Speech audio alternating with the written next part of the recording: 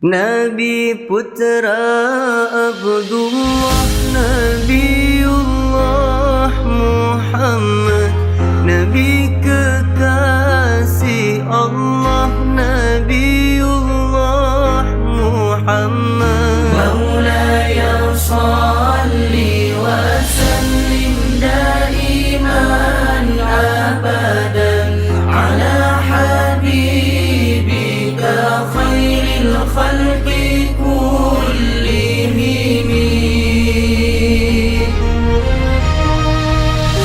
Manusia yang kupuja Nabiullah Muhammad, manusia yang kupuja Nabiullah Muhammad. Maulaya salli wa sallim daiman abadan ala habibika khairil khalqi kullihim.